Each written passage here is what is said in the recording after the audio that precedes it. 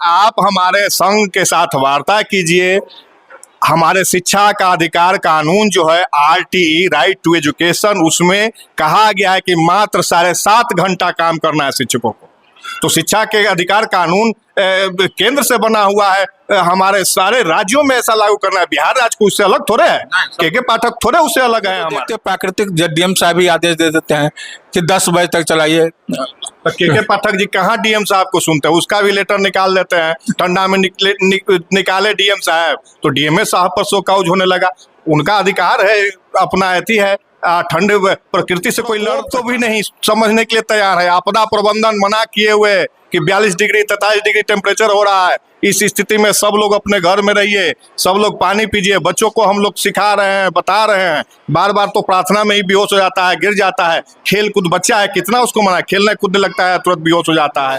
तो अगर मांग नहीं मानी जाएगी तो 24 मई को हम लोग काला पट्टी बांध करके और विद्यालय में पठन पाठन कार्य करेंगे।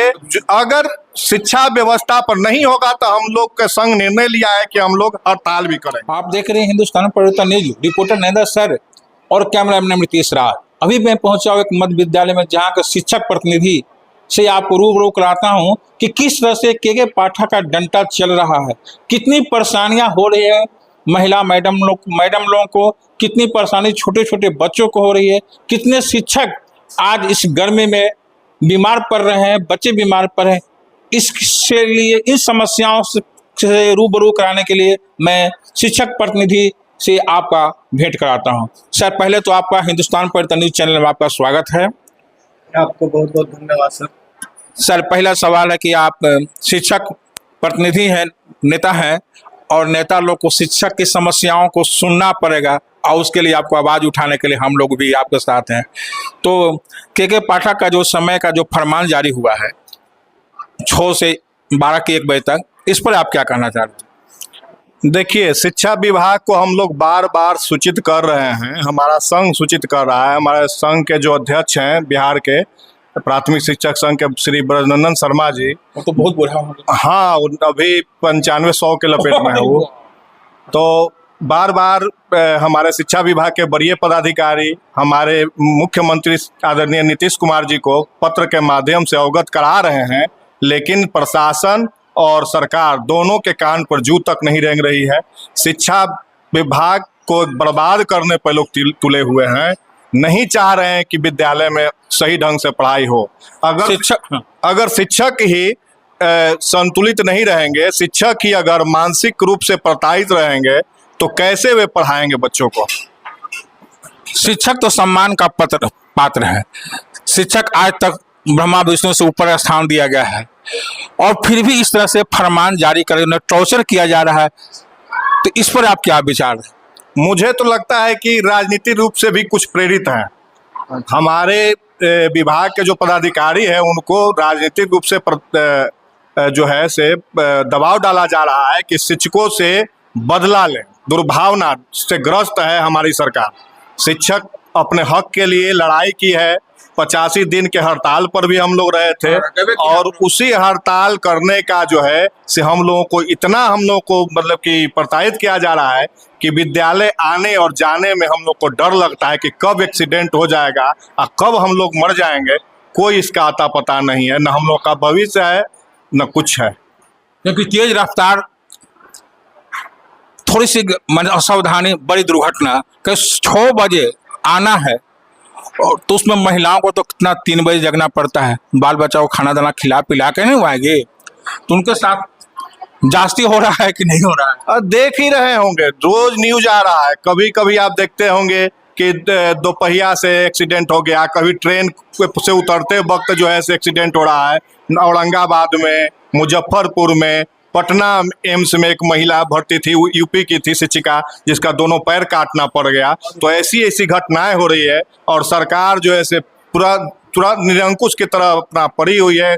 कंस क्या बोला जाता है, हमारे जो कुंभकर्ण थे वैसी निद्रा में सोई हुई है कि कोई भी विभाग के लोग सुनने के लिए तैयार नहीं है। क्या लोकसभा का चुनाव आ गया है?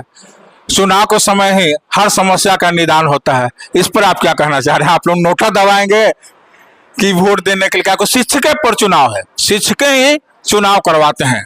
जैसे आपका कहना, आप पत्रकार हैं, आप अपनी और तरफ से जो भी पूछना चाह रहे हैं, आपका कहना हम समझ रहे हैं, लेकिन देखिए शिक्षक है, शिक्षक को ऐसे राजनीति से कोई लेना देना नहीं रहता है।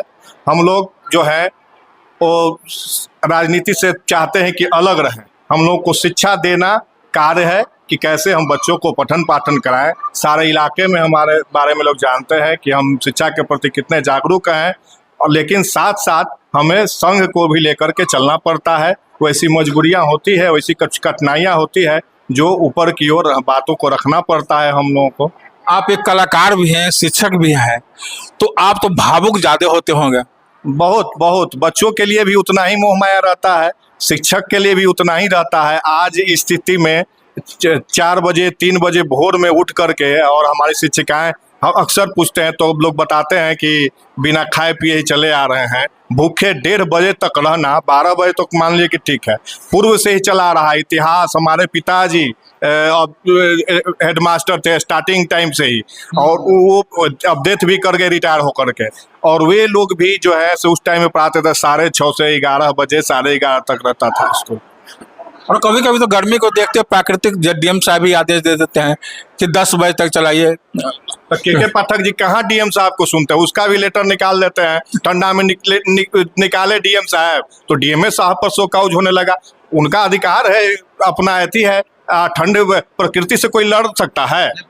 IAS हो या कमिश्नर हो या डीएम हो, कोई अगर कहीं मिलता है तो प्रकृति तुरंत सजा देता है, जहां उसका नियम का उल्लंघन किए तुरंत सजा मिलता है। तो प्रकृति के प्रकोप को भी नहीं समझने के लिए तैयार है। आपदा प्रबंधन मना किए हुए कि 42 डिग्री 43 डिग्री टेम्परेचर हो रहा है, इस स्थिति में सब लोग अपने घर में रहिए, सब लोग पानी पीजिए। बच्चों को हम लोग सिखा रहे हैं, बता रहे हैं, बार बार तो प्रार्थना में ही बेहोश हो जाता है, गिर जाता है। खेल कूद बच्चा है, कितना उसको मना, खेलने कूदने लगता है तुरंत बेहोश हो जाता है।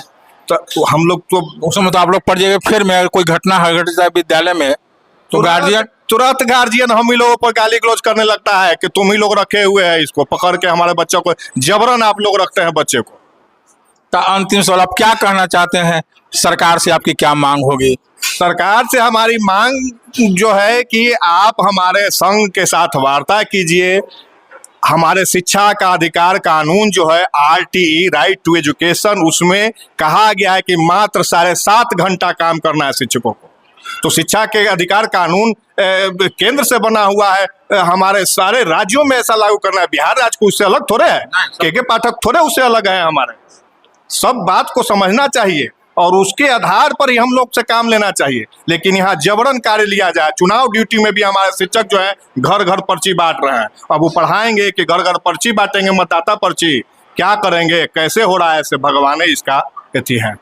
तो देख रहे हैं कि सब शिक्षक जो भी हैं गांव गांव हर घर में पहुंचा रहे हैं, पर्ची पहुंचा रहे हैं। तो चुनाव महापर्व है, इस महापर्व में आप लोगों का बहुत बड़ा योगदान है। शिक्षक ही असली रीढ़ है लोकतंत्र का। शिक्षक तो अपना शिक्षा का दान करते हैं, अपना तन मन धन से शिक्षा में लगे रहना चाहिए और लगे भी रहते हैं। और अभी भी नए नए शिक्षक BPSC से आए हैं, बहुत दूर दूर से आए हैं। सब लोग सेवा दे रहे हैं अपना और बड़ाई के योग्य हैं, अच्छा कार्य किए हैं। लेकिन अगर प्रताड़ित करने का कार्य किया जा रहा है हमारे महोदय के द्वारा तो ये अच्छा नहीं लग रहा है। सर से आग्रह है कि हम लोगों का जो है मांग है हमारे संघ का, उसको माना जाए। आदरणीय ब्रजनंदन शर्मा, हमारे राज्य कार्यकारी अध्यक्ष मनोज जी, हमारे वरीय नेता मिथिलेश शर्मा जी, हमारे प्रेमचंद भाई, सब लोग लगे हुए हैं कि किस तरह से सरकार से हम लोग वार्ता करें और जल्द से जल्द हम लोगों का, अगर मांग नहीं मानी जाएगी तो 24 मई को हम लोग काला पट्टी बांध करके और विद्यालय में पठन पाठन कार्य करेंगे। सरकार अगर शिक्षा व्यवस्था पर नहीं होगा तो हम लोग का संघ निर्णय लिया है कि हम लोग हड़ताल भी करेंगे। 24 मई के बाद अगर तक सरकार नहीं निर्णय लेती है तो उसके बाद हम लोग हड़ताल पर भी जा सकते हैं। और अगर शिक्षा व्यवस्था पर किसी प्रकार का अगर चरमराती है तो इसकी सारी जिम्मेवारी सरकार को होगी, क्योंकि बार बार हम लोग उनको यह सूचना दे रहे हैं लेकिन कोई सुनने के लिए तैयार नहीं है। शिक्षा का कोई नहीं है। किस तरह से आपने देखा किस तरह से एक शिक्षक प्रतिनिधि अपने शिक्षकों की पीड़ा को व्यक्त कर रहे थे तो अगर वीडियो अच्छा लगे तो शेयर करें, सब्सक्राइब करें। धन्यवाद।